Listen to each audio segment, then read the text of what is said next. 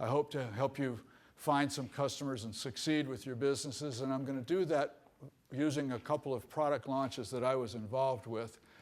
There are times when people speak to you and they say, well, there's been 20 clinical trials done and the results are almost indisputable. This is not one of those. This is anecdotal.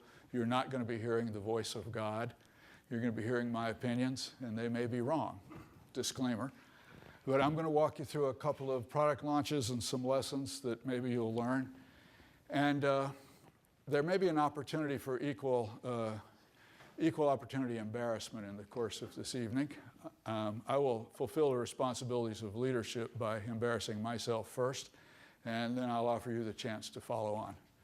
So I went to a couple of schools.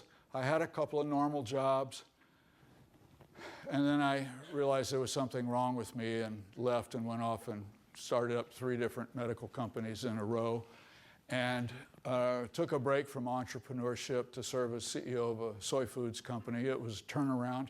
The company was a dreadful mess and took a couple years to fix it. Had to fire 75 people in the process, so it was a lot of sort of block and tackle work. And then I thought it would be kind of fun and relaxing to join a boutique consulting firm helping people do what I did, and it was fun for a couple of years, and then it got boring, and I left and started up another company, which I'll tell you about maybe a little bit in the course of the evening. So a couple years ago, the Wall Street Journal did a study during the last recession of who succeeded and who failed, and did the people who succeeded aggregate around any particular plans? And they did. One group turned out to be cost leaders. They aggressively cut their costs, and that was their differentiator. That's not you. The other group were innovators, and they focused on building brands. That might be you. But there was a fundamental question that the successful ones asked, which is, how is your end user dissatisfied? Because that's where the opportunity lies. And at an august institution like this one, it's often thought that the answer is technology, but it doesn't have to be. If there's 50 kids in town that want a bicycle and there's no bicycle shop, that could be your opportunity. So I'm going to make an assertion right up front, which is your business might survive, but it won't prosper until you know, what are you really selling? And there'll be a couple of times tonight when I may interrogate you ruthlessly on this point. Who wants it? So literally, who cares? And how do you find them? And I know that our friend Steve talked to you a little bit last night about raising capital, but it's kind of a dirty secret amongst investors that most of them really live in terror, because they know that if they invest in 10 of you guys, 8 of you are going to fail. You're all smart, good-looking, charming. I'm sure you're good to your parents and all of that, but you're going to fail, which means their investment's going to evaporate. And investors, venture capitalists in particular, raise money themselves. They go around to pension funds and say, please contribute to our fund. And if you lose their money, they are unable to raise a fund next time and find themselves unemployed. So, oops, the emperor is not wearing any clothes. So when they look at you, they want to try and figure out, do you have a chance of succeeding with your business? And the experienced ones know there's really one non-negotiable requirement, and that's you have to have customers. You don't need to be smart. You don't need to be good-looking. You don't need to get rich. If you have customers, people will think you're smart, you will make money, and if you make enough money, they'll think you're good looking.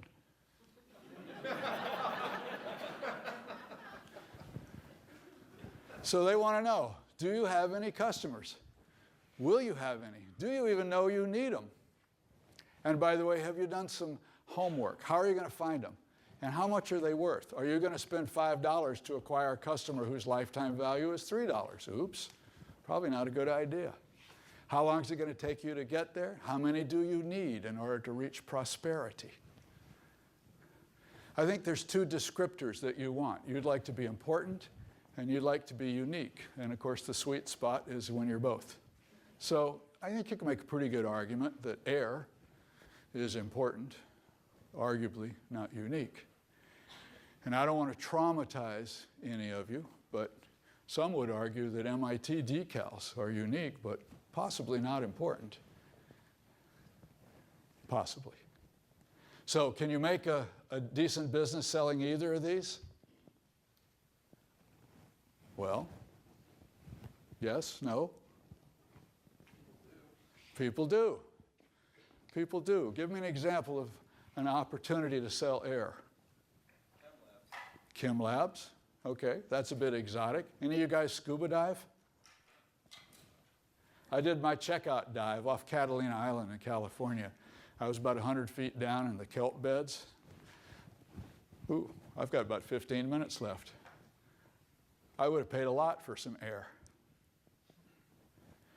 You know those packages that have all those little bubbles in them and you get really neurotic and pop them all? You know what that company's called? Sealed Air Corporation. $6 billion.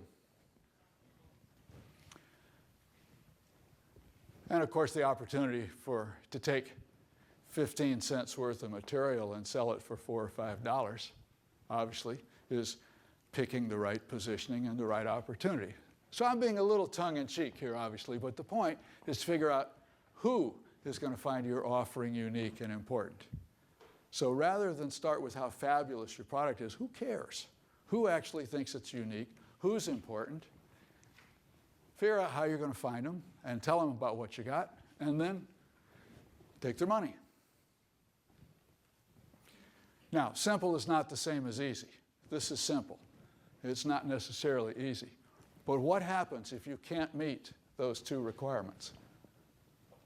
I'll give you a hint. What kind of fish is that? Right, that's what's going to happen to you.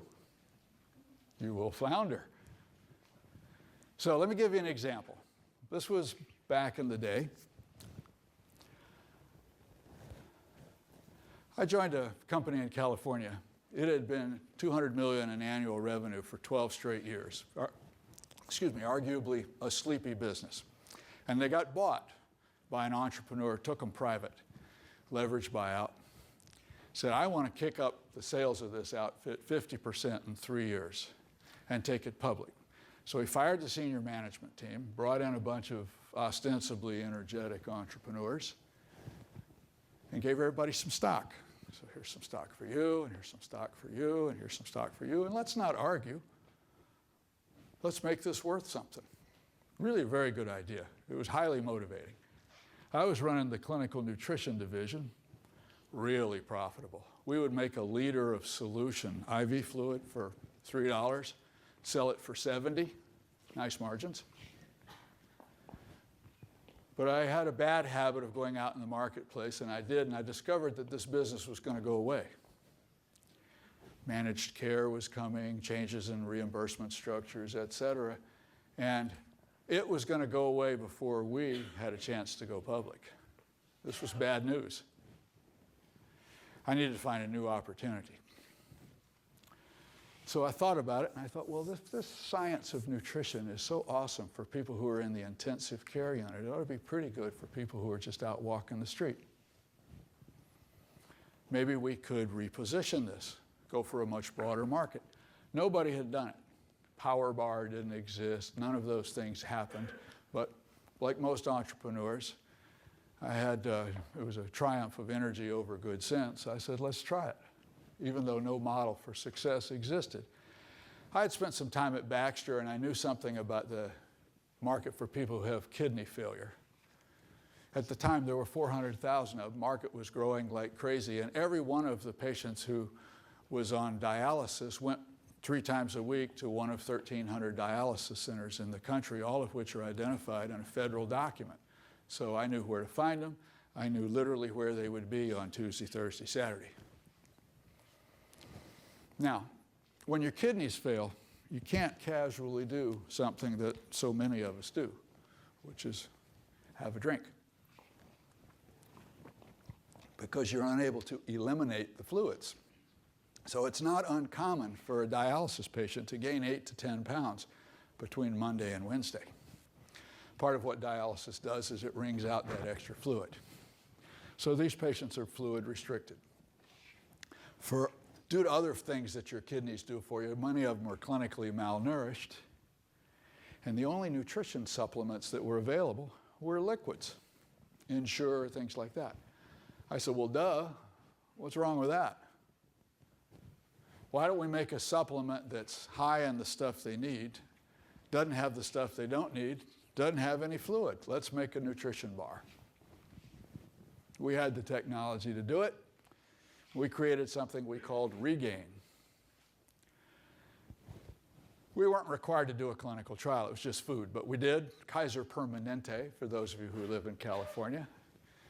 Stuff worked. Got the results published in the archives of the National Kidney Foundation, peer-reviewed journal. Good scientific support. All the biomarkers improved. Patients got better.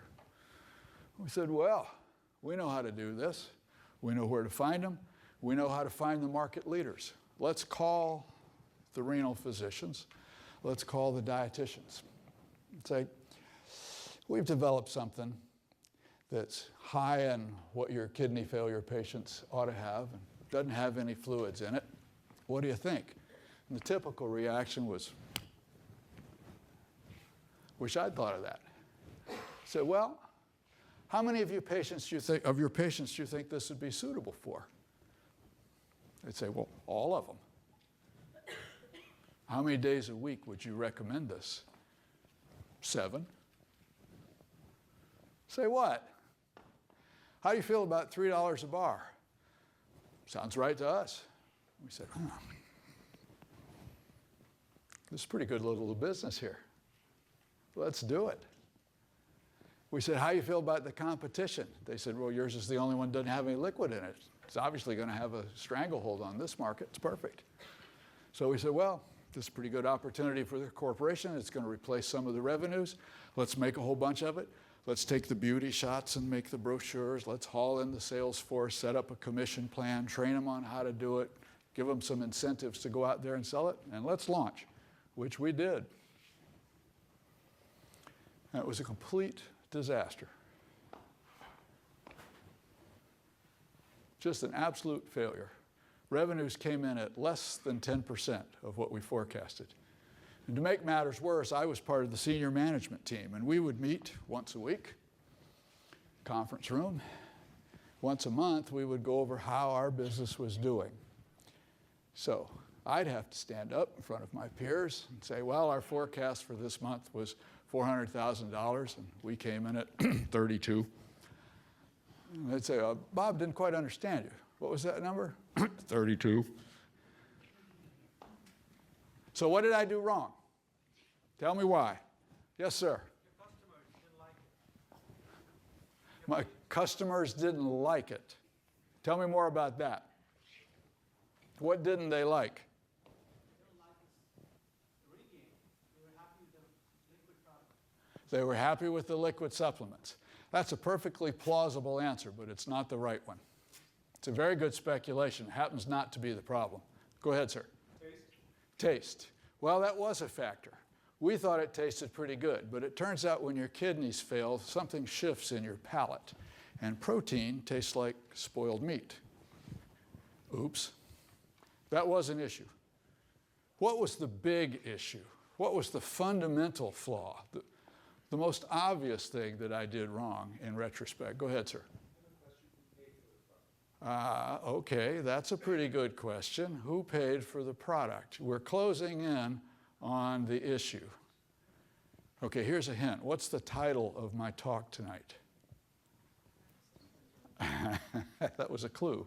Okay, so what did I do wrong? Yes, sir. I misidentified my customer. You may be exempted from the rest of the course. That's exactly right. Who did I survey? I surveyed the clinicians. But they don't buy it, and they don't put it in their mouth and eat it. Oops. Perfectly logical. In the pharmaceutical world, you call on the doc writes a prescription. Doesn't matter whether you like it or not. You got an earache. Take this stuff for 5 days, your earache goes away. Too bad for you if it doesn't taste good. If I get her to write the prescription, I'm done. Not in this business. In this business, they have to go to the store themselves, pay for it with their own money, buy it, eat it, like it, and buy it again. Well, when we finally talked to them, they didn't want it. And they couldn't afford it. Okay, who gets end-stage renal disease? Well, it turns out that 33% of them get there from a lifetime of mismanaging their diabetes, and 44% of them get there from a lifetime of mismanaging their high blood pressure. So 3/4 of my target customers have not taken care of themselves for their entire life. Why would they start now? Furthermore, once your kidneys fail and you end up on dialysis, a well-intended social worker sort will say, well, Bob, you got to be in here tethered to this machine 3 days a week. Obviously, you can't work, so I'll put you on public aid. Well, now you don't have any money. If you do have $5, you're going to spend it on beer and cigarettes, not on my product. There was one final issue. What was our sales channel at the IV nutrition company? We sold to hospitals. With this business, we had to sell to retail pharmacies, and they wouldn't carry it. Well, let's talk about that for a minute, because that's kind of fundamental. If you ever want to have a laugh on a Saturday afternoon, walk up to the pharmacist in your local Walgreens or CVS and say, I've got a product you've never heard of from a company you've never done business with, and I'd like you to carry it. And watch as he falls on the floor in hysterics. Why? Well, I wasn't familiar with this. I'd never had any exposure to this world. And finally, one day, one of them kind of put his arm around me and said, Bob, come here. See this foot of shelf space? It's a linear foot, right? I have Crest toothpaste on that foot of shelf space. I have all these complex algorithms that are going to tell me within a couple of dollars how much revenue this foot of shelf space is going to generate for me each month. Now, if I make room for your product and push Crest off there, put your product on, I don't want to lose any money. So, don't go to any trouble. Just write me a check. They call it slotting fees. You might call it extortion. With most of the major pharmacy chains, the tab is $1 million a quarter, plus 6% of your top line revenues, plus guaranteed resale. So if it doesn't sell, they ship it back to you for full credit. And you put one SKU in each of their stores and fill the entire pipeline for free.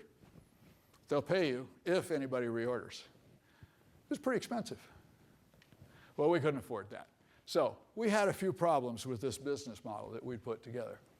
And we were trying to show Wall Street we were a good candidate for a public offering. And if we had our public offering, the stock that we handed out was going to be worth something. My failure was jeopardizing our ability to do that, which meant not only was I in the doghouse with my boss, but also with my peers.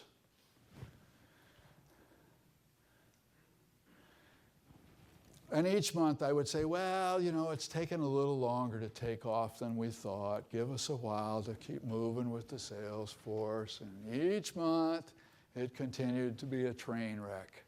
And it went on for an entire year. Ruined a year of my life because, as this gentleman said over here, I misidentified my customer. So, what do we do about it?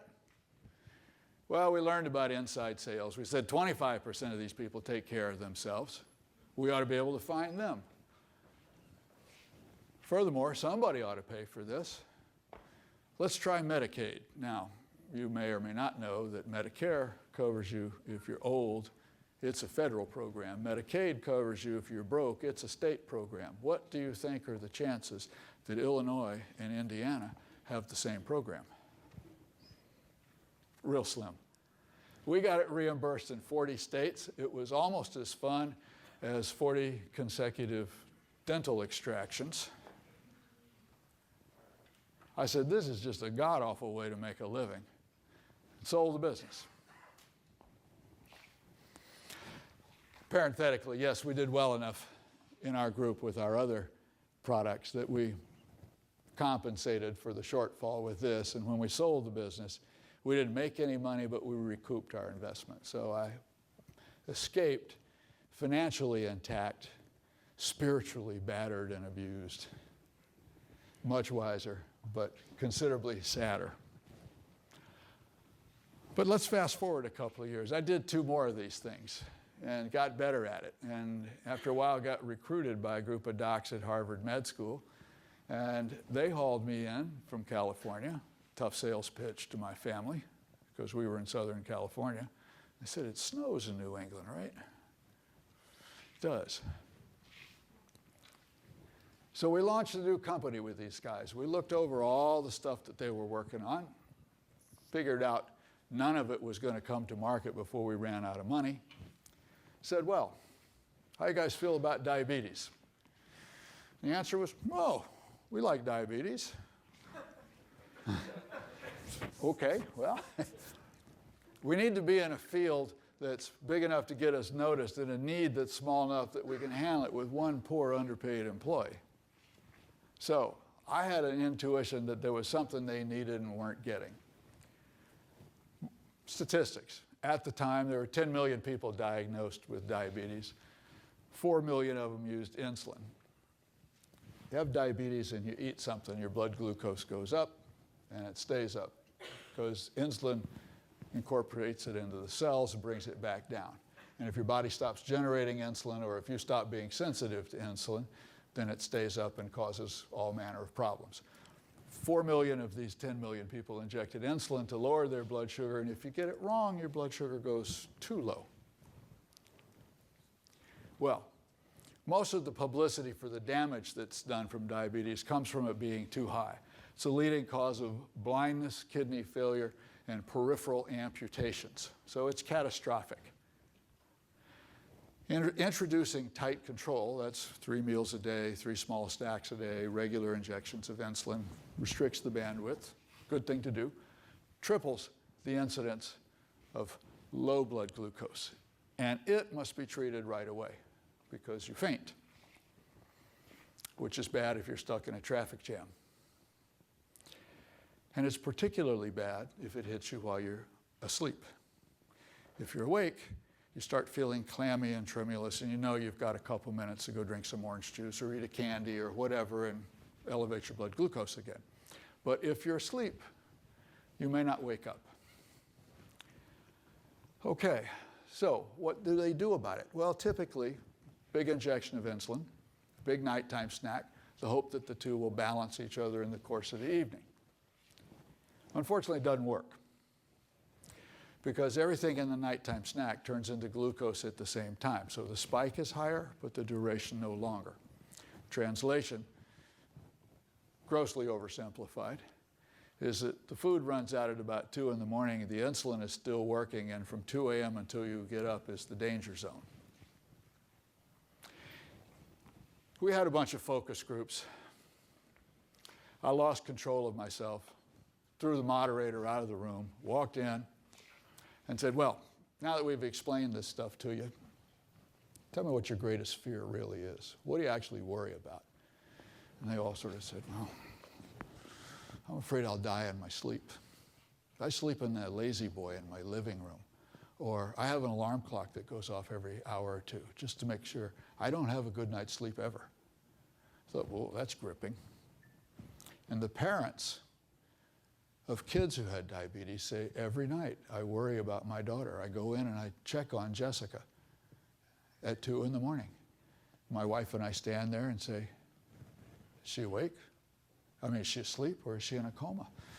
Well, I don't know. We say, Jessica, wake up. What? You all right? Yeah, I was asleep. Good, go back to sleep. It sounds comical, but it's quite gripping. We said, well, we've identified something emotional here. So we put together a combination of nutrients that turned into glucose consecutively. Sucrose, protein, uncoached cornstarch. Being fundamentally a marketing guy, of course, I dubbed it timed release glucose. Right? Those ingredients are in a birthday cake. But we managed to get a patent on it anyway. Because if you use those ingredients in conjunction with materials that say diabetes, you're violating my patent. How about that?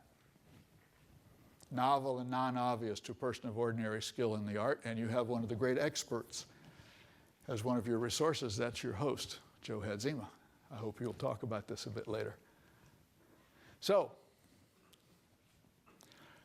we did make it taste good. It tasted sort of like fudge.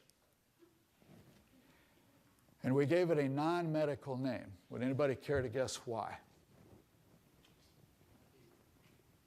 I heard a murmur, but I don't see a hand. Yes, ma'am.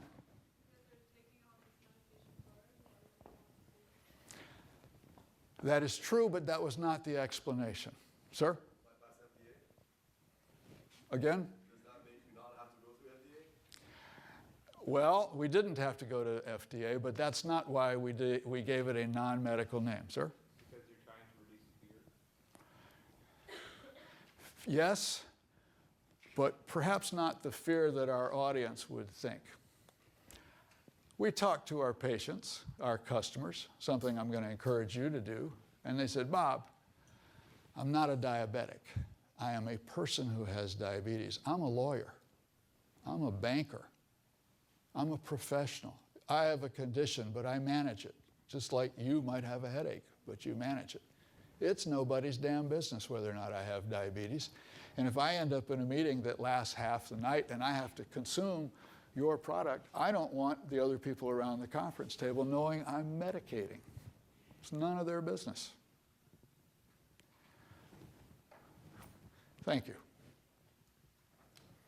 Furthermore, I had been arm wrestling with the FDA because I wanted to put for diabetes on the package. And what our customers told me was, if you do that, I won't buy the product. So I was trying very hard to do the one thing that would have scuttled the business. Fortunately, our customers advised us and we listened. And they said, our kids have sleepovers and they have to do one of these at night.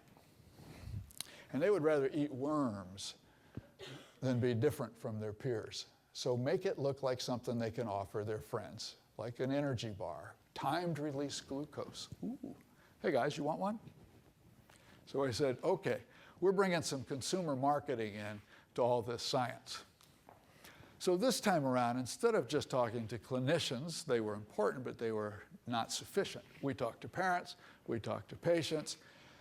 We went to all these things at elementary schools that parents of kids with diabetes would attend. And you know those little bitty chairs?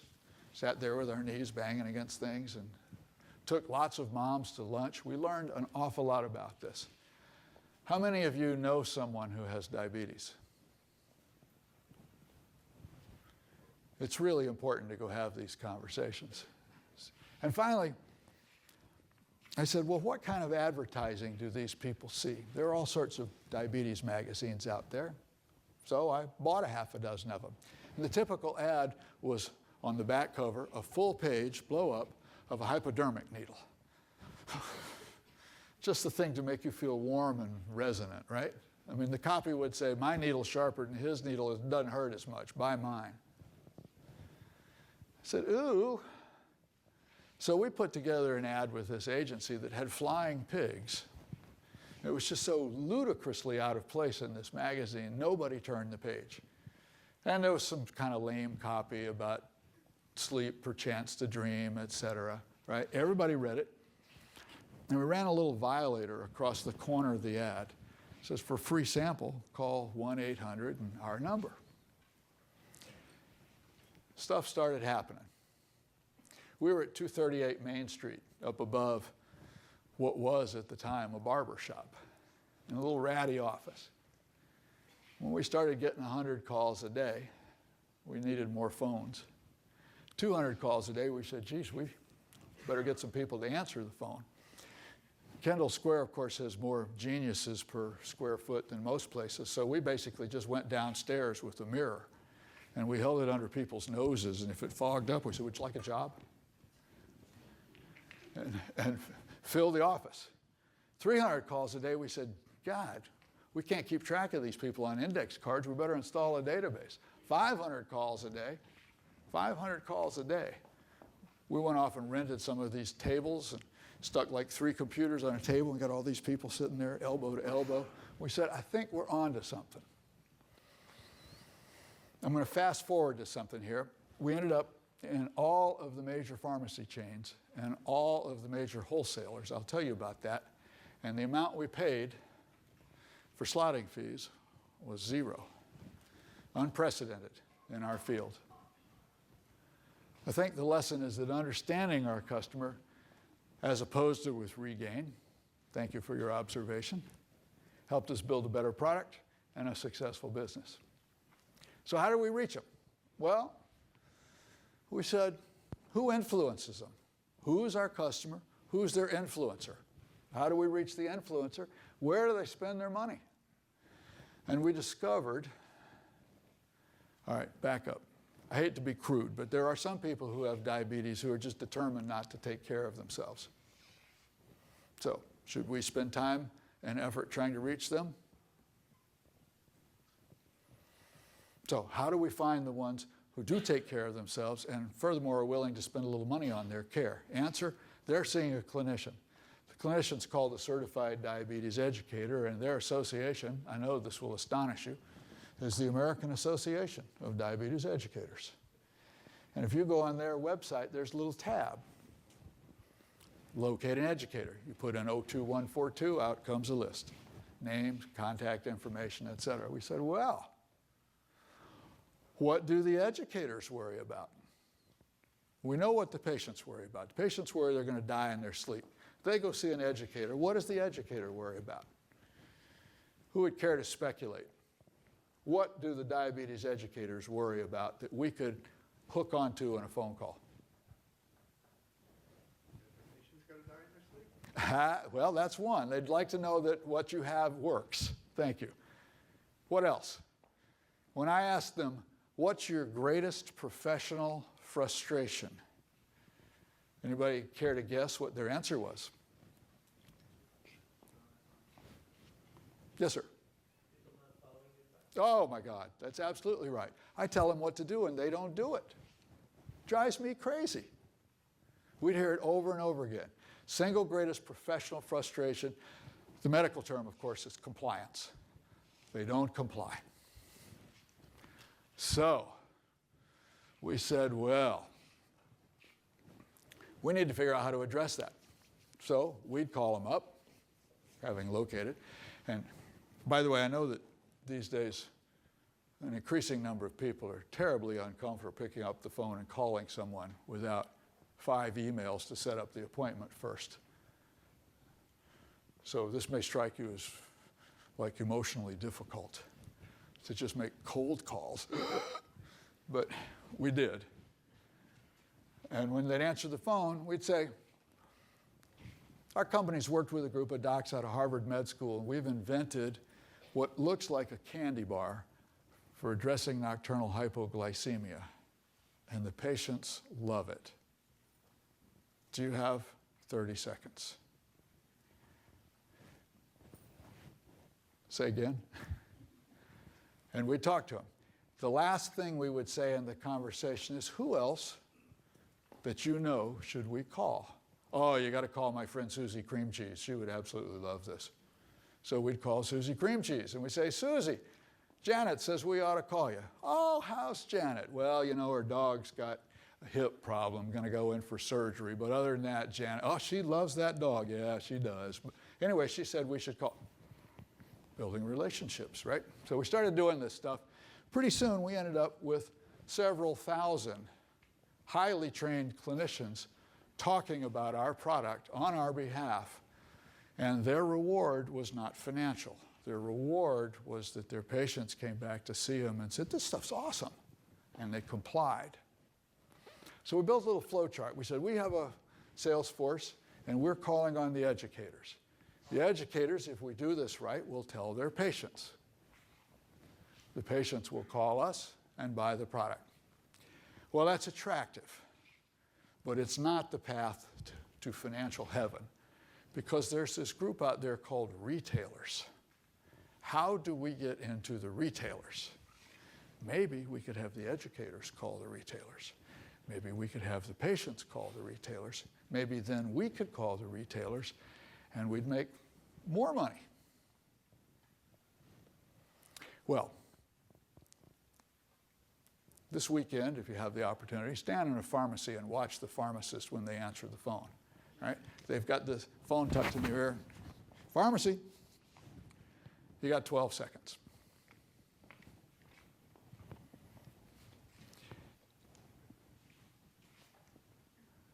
So, how did we address this? Well, people would call. We'd send them a free sample. By the way, we had to put in some questions because we made it onto one of these web pages that said, this outfit's giving away free fudge. So we got plenty of phone calls from people who were never going to be our customer. So once we figured that out, we had to start asking some qualified questions. Tell us what brand of insulin you're typically using. If we heard, oh, I'm sorry, we don't have anything for you next, right? But we'd send them a sample. We'd follow it up. Did you get our product? Yes. Did you wake up dead? No. Must have worked. Guys, that was a joke.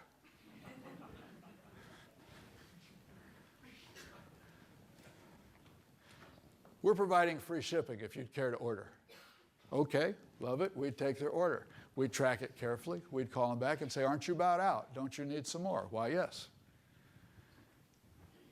Then one day we'd say, you know, this free shipping is coming to a close, and we're going to have to start charging you for it. And I know you go someplace to buy your insulin. Wouldn't it be more convenient to buy this stuff at the same place you buy your insulin? Well, yeah, it would. Okay, we did some homework. There's about 3% of the people in the country at the time had diabetes, and they were worth about 24% of retail pharmacy purchases. Because you go in and buy toothpaste and a greeting card. They go in and buy a blood glucose monitor, strips, right, and they're worth a lot of money. So we'd say, well, why don't we set it up so you can pick it up wherever it is you buy your insulin? Where is that? And they'd say, oh, Yost's Pharmacy. I say, would you mind if we call Yost? No, no, no. You tell that turkey that Mabel wants to buy this stuff. I've been buying from him for years. Well, hold on a second. Let me get you his phone number. Right? So Yost would answer the phone. We'd say, Yost, we've just been selling our product to 5 of your customers that have diabetes. They want to buy it from you, and you don't have it. What? Who is this? Okay, let me back up, Yost. And I'd walk him through. Here's the 5 customers. So what can we do about that? Yost would say, well, you know, we probably ought to have it, but I can't possibly buy this without corporate approval. I mean, we're just one Walgreens, right? I mean, you got to go to Deerfield to corporate headquarters. Yost, we know that. But we also know that there's a level below which you can buy without corporate approval. That number's probably $100. Well, yes, it is. Well, you'll be pleased to know that our initial starter pack costs $99.95. And I can take your purchase order right now. And by the way, if it doesn't sell, you don't need to ship it back to us for a refund. We'll take your word for it. Throw it in the trash. We'll send you back the money. Okay. Nobody ever mentioned slotting fees. Why not? What did we have that gave us the ability to trample all over that convention? Who said customers? Excuse me. Well, my heart beats. That's exactly right. So, we've talked about this a bit. Oh, you know, there was a neat thing we did. A lot of these educators would have a class on Saturdays. One Saturday a month, they'd bring in all of their people, talk about new developments in diabetes care. And like everybody who's got to write a monthly column or a blog or whatever, it's hard to come up with content. So we'd say, well, when's your next one of these? Oh, it's a week and a half. Do you have your whole agenda set up yet? No. If you like this, would this be something worth talking about to your patient population? Well, yeah, actually. Well, we'll send you the stuff. We'll send you the literature. But let's suppose they do like it. They're going to ask you 3 questions. How's it taste? How much does it cost? Where can I get it? Tastes like chocolate fudge. You'll figure that out for yourself. It's $1 a bar. how do we answer the third question? Oh, man. There's a ShopRite I send all of my people to. Well, can we call him and tell him that a week from now, or a week and a half from now, you're going to be sending some people? No, we can do better than that. Tell that bonehead to get in here on Saturday morning. He can stand up and talk to him himself, and he can see what we're doing, and he'll stock the product. Very cool. Pharmacists would agree. Nobody ever mentioned slotting fees. And I bet you know why not. So this was good. Now we were in with the retailers. But one day we discovered retailers really didn't want to deal with us. They wanted to deal with wholesalers. Why not? Well, there's about 5,000 different items in even a small drugstore. And they don't want to be sending out 5,000, taking in 5,000 invoices and sending out 5,000 checks. So wholesaler consolidates all that. The truck comes, brings them a bin, sends them one bill. Now, if you think getting into a retailer is difficult, try the wholesaler. So we said, well, if we could do this, oh my goodness, we just need wheelbarrows to carry out all the money. How do we do it? We said, well, what do the wholesalers care about? The wholesalers want to know that there's an order already there, that this is going to be painless. They're fundamentally lazy. Make it easy for them. We said, okay, what can we do? We looked about and realized there was a trade show coming up in New Orleans. We hadn't planned to go, but we said we ought to go. And let's find the 25 drugstores, I think it was Walgreens, that are surrounding the area. And let's tell them that we're going to be at this show, we're going to be meeting with the educators, and we're going to be selling our product, and that they should stock it. And in fact, they should pre-order it, which we did.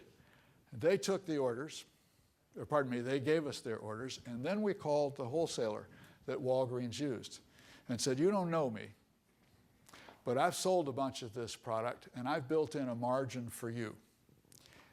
You don't have to do anything. I'm going to take their order. I'm going to ship their product. I'm going to send you the money that you would have earned if you'd done this, even though you haven't earned it and you haven't done anything. What I want is for you to put us in your system. Just key us in the system. So that if they reorder, they can call you, and I've built a business for you. Tell me that again. Right. But I wanted to be able to say to the Walgreens when they said, geez, we've sold all that stuff, we could say, great, call your wholesaler, he's got it. Of course, he didn't, but he was in the system. Wholesaler called us, poof, off we went. One last example. We got a letter one day sitting in the office from a major retail pharmacy chain headquartered in Clearwater, Florida. We're drawing up our planogram for the coming year. Who can tell us what a planogram is? Sir? It's a layout of the store. It's described as being put. That's exactly right.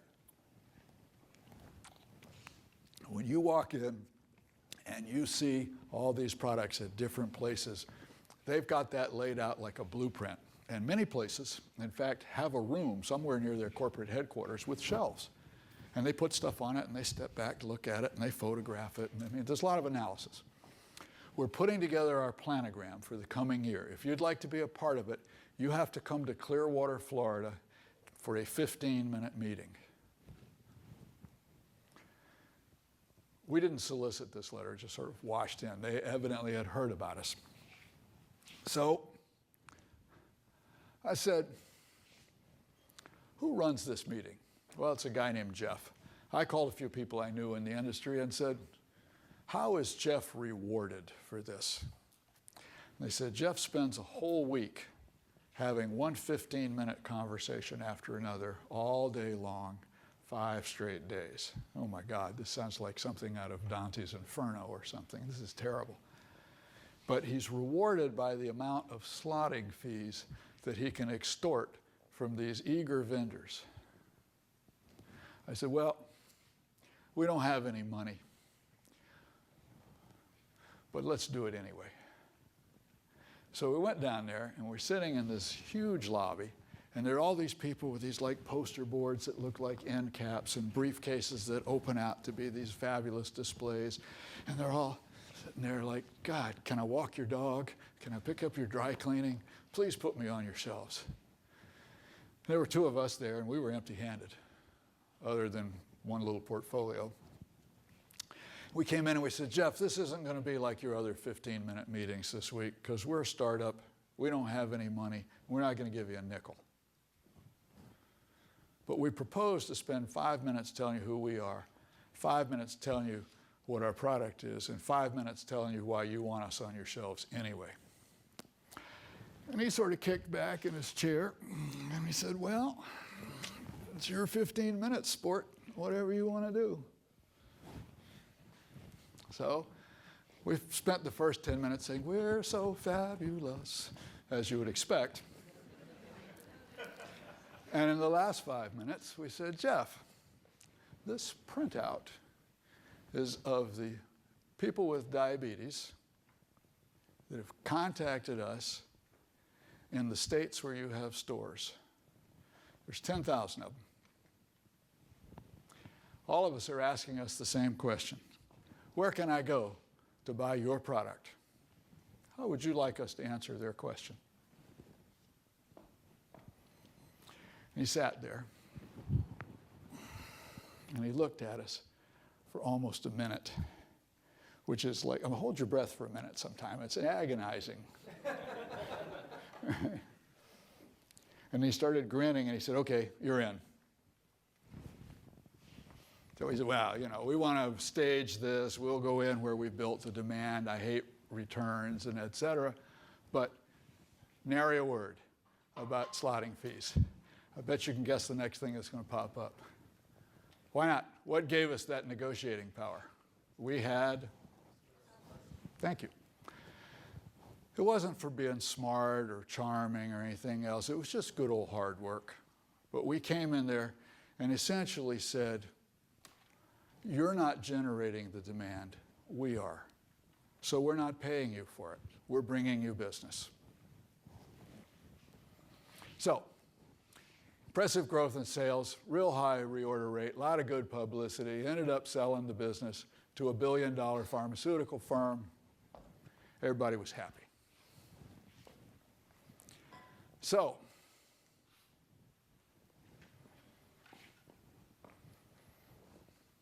I was 10 years older at the end of 2 years, but I learned a lot.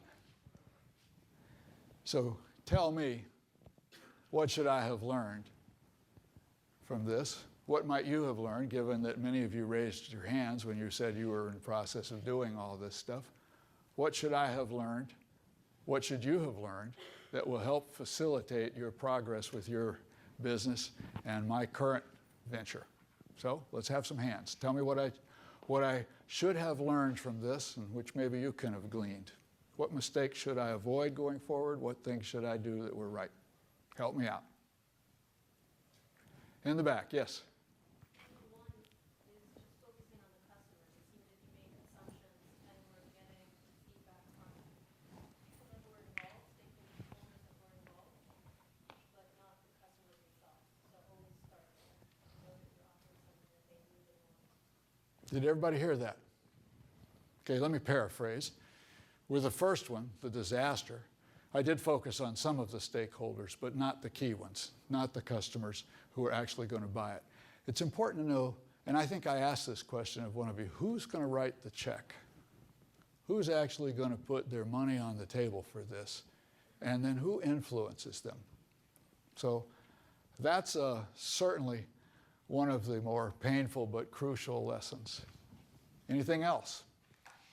That's fundamental it, by the way, but if you got nothing else, listen to that. Yes, sir? You made it almost impossible for every one of the people you interacted with to say no. Well, we certainly tried. This gentleman said we made it almost impossible for everyone we contacted to say no. How did we do that? Go ahead, sir. You built up demand. That was part of it. But each time I call somebody that didn't know me, what homework did I do first? Pardon me? Find out what motivates them. What do they care about? All right? People think of selling as this sort of tainted activity, and it can be. But a hugely important component of it is just finding out what people want. Okay, I think you need to know what they're really buying. And I think you have to have some positioning. I think if you have a product that's for everyone, I'm sorry to tell you this, but it's my opinion that it's not actually for anyone. You need some focus. And I'm also sorry to tell you, nobody actually needs your product. They might need the benefits. I actually don't need these glasses. What I need is to see better. So I hired, in the consumer sense of the term, I hired glasses. Some of you hired contact lenses. Some of you, I'm willing to bet, hired the surgeon to do the little laser procedure. But all of us had the same fundamental need. We wanted to see better. We just took different routes to get there. So sell the benefits first. And I'm a huge believer in market segmentation. I don't think everybody in the market is equal, and I think there's a lot of them who aren't going to be your customer, and I like to segment them by motivation to buy what I have. I think there's a small group at the top feeling the pain right now. Underneath that, I don't know, let's say I have something that reduces the likelihood of heart attacks. So if you had a heart attack yesterday and you're still alive, you could be a good customer for me. If you're not alive, I'm sorry, we won't do any business together. His immediate family, they're in the second tier. They're worried. Geez, maybe we should pay attention to this. Down below that, people who are kind of vigilant. And then there's a huge bunch of people that's just a graveyard for you. Don't go there. Start at the top. Couple reasons. If you can't build a business there, time for your next idea. Think of yourself as a jockey, not as a horse. If you start at the top and you fail, you might be a very good jockey, you just picked the wrong horse. Pick another horse. Oh, also, by the way, if you're thinking one day you might sell your venture, you can go to big company X, I don't know, Johnson & Johnson, and say, guys, I spent $1.98 and penetrated that block at the top. You have $1 million. You can take it further down. You can do the math. Let's talk about the discounted value, future earnings, and pull together a little purchase package, right? If you can't succeed at the top, you don't have a story. But if you want to change your buying habits, it requires a lot of motivation. And I'm sorry if this sounds manipulative, it's just blunt. I think pain is very motivational. Fear, greed, vanity, these are, I mean, I'm not trying to list the 7 deadly sins here, but ask yourself, what would cause people to stop doing what they're doing now and buy what you have? Are they dissatisfied with their current cancer care? Are they dissatisfied with something that you've got? What's going to motivate them to change their buying habits? And I got to tell you, virtue is a tough sell. Right? Buy my vitamins because 20 years from now, the antioxidants will have caused you to have fewer mutations at the end of your chromosomes. I don't think so. So, with that as a context, what was I really selling with the one that failed? I was selling virtue. Take this stuff and your biomarkers will improve. What was I really selling with Nightbite? By the way, answer that question for me. What was I really selling with Nightbite? Sir? Peace of mind. That's exactly right. In fact, once we figured that out, all the lights went on. And the ad copy wrote itself. It was corny. One bite and the rest is easy. All right? But we got it. That's exactly what we were selling.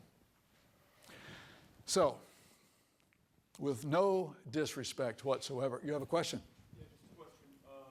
Going back a little bit to wholesalers, how do you know that this lot increase wasn't a big part of their revenue, and not having them will be like a no-go? Well, I knew, in fact, that slotting fees were a big part of their revenue, and not having them normally would make for a no-go. But what I produced for them was a pretty nearly guaranteed income stream which exceeded the value of the slotting fees. I also introduced the topic of competition. I said, our customers have mentioned you as their favorite pharmacy, or our customer, the pharmacists, have mentioned that the wholesaler they most like to do business with is you. They have, of course, other wholesalers. They don't concentrate all of their eggs in one basket. I'm hopeful that we can do business, because otherwise I will have to go to number 2. So how would you like me to handle their need? Can we work together? Right? Again, it was, don't get me wrong, we did get told to hold no from time to time. And in fact, if you're going to be an entrepreneur, I hate to tell you this, you will kiss a few frogs out there. Nature of the beast, right? Okay, as I started to say, some of you are taking MBA courses that are focused on marketing. I'm going to give you an entire year of business school level marketing in 2 bullet points. Find out what your customers want, give it to them. End of lecture. Now, there's all manner of sophisticated regression analyses and et cetera, that can be employed to do this, but if you lose track of these 2 fundamental points, you've missed the point. So, focus. And I hated the boss I had that said this to me, because I could never get it out of my head. It drove me nuts. It was so corny. He'd say, Jones, there is no hocus pocus that takes the place of focus. And I think, oh, you're killing me. But it's true. So a different way of looking at this, it's not sales, it's detective work.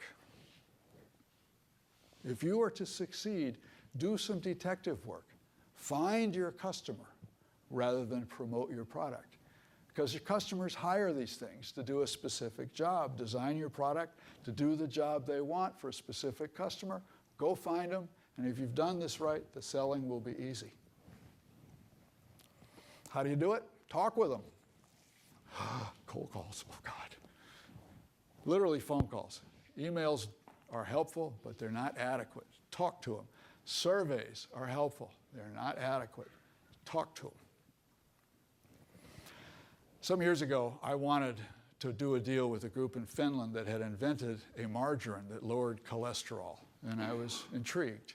Johnson & Johnson offered them a huge sack full of money. Our startup couldn't compete. We lost. But I watched what J&J did, and I went into a number of supermarkets. It actually didn't take long. I stood off to the side near where people had the margarine, and I would watch customers come in. The stuff that J&J had was about 8 times as expensive as traditional margarine. Margarine shoppers would come in and they'd look, and they'd say, $1.19, $1.39, $8, $4, I'll take the $1.39. So I would stop these people and say, excuse me, I was thinking of buying this $8 stuff and I noticed you didn't. How come you didn't? Oh man, I got all manner of other ways to take care of my cholesterol. And besides, I don't feel bad. So talk to them. Know them. How do they view their problem? And think about your service and ask yourself, well, how are they solving the problem now? More importantly, what are they spending their money on now to solve this problem? And there's a great quote attributed to Henry Ford. They said, Henry, do you ever ask your customers what they want? And Henry said, oh, hell, if I'd asked them what they wanted, they'd have said faster horses. Right? So understanding what's behind that was part of Henry's genius. You do have competition. Okay. My Regain customers needed my product. They didn't want it. I couldn't sell it. So what matters is finding people who want it and figuring out how to communicate the benefits in just 30 seconds. And this is harder than you think. Because if you don't really understand the benefits, good luck trying to put it into collateral material, put it on your website, any of that stuff. And of course, as Steve probably told you yesterday, you're unlikely to raise money. Customers buy benefits. So, some of the questions: what's broke that we fix? Who cares? Do they have any money? As a working musician, I know that it's just futile to try and make something for that market. Guitar players are all starving. How do you find them? How are they solving it? Why is what we have better? I'm going to zap through a couple of these. I want to spend a second on this, though. Is this all right? All right.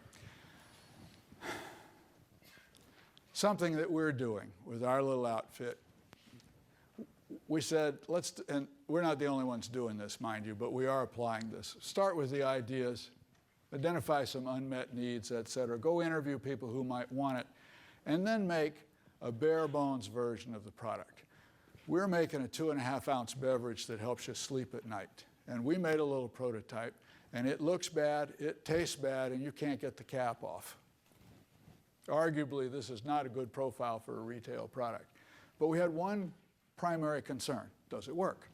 If we give it to 30 people and nobody goes to sleep, well, then we stop right there. Silly to have spent any time making it look good. So go out there and see if you can identify customers for launch. And in fact, the first group of customers that we thought would be suitable for our business turned out to be wrong. I had a really bad 5 or 6 weeks where I got told no all day, every day, for 5 or 6 straight weeks. Finally figured out they don't want it. They might need it, but time to iterate. Once you get it right, then you can get about the business of doing your branding and packaging more formally, and then you can get about the business of growing the company. And by the way, you might be able to raise a little money at a couple of those points. A little money to build your prototype, and then once you figure out what you're doing, a little money to actually take something to the marketplace because you have reduced the risk. But that stage of the game is hugely useful, and I submit that that's what Aleem and his team have done already. They've made a minimum viable product, they're circulating a pancake mix, and they're getting valuable customer feedback. Aleem, your recipe calls for sparkling water. I don't keep sparkling water at home. How can I make pancakes without sparkling water? Oh, useful, right? Okay, so we're going to skip what I'm doing now, though, of course, it's fascinating. We're out of time. So I have one set of final questions. Where do customers go for help? How are you going to reach them? Paint a picture of who's going to write you that first check. What evidence do you have that they will pay for your product? This was crucial to me for the gentleman talking about calling on IBM and calling on people who would want his augmentation of Google. What evidence do you have that somebody's going to pay for it? How much? And then it calls for someone who's, I don't know, kind of a pervert to actually be responsible for sales, although some of us like it. Who's going to do it? I don't think we have time for any more of your questions, with regret, so let me summarize. The only non-negotiable requirement for successful business is your customers. And if you're going to succeed, you have to have something that's unique and important for someone. You gave us a great example of pivoting that from the head of IBM to college students. All right? It's got to be important to someone. So figure out who can't live without it. Go find them and tell them about it, and take their money. Thank you very much.